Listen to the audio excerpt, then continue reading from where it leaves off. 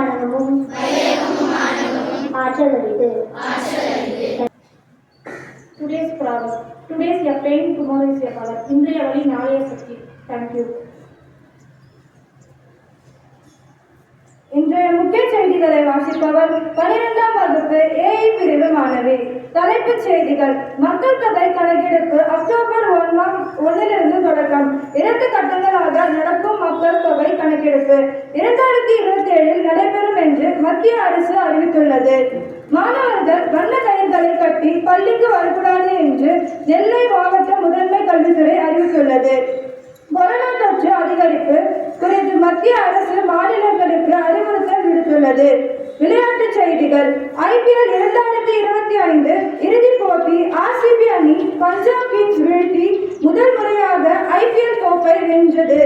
மக்கள் வெற்றியை கொண்டாடி வருகின்றனர்.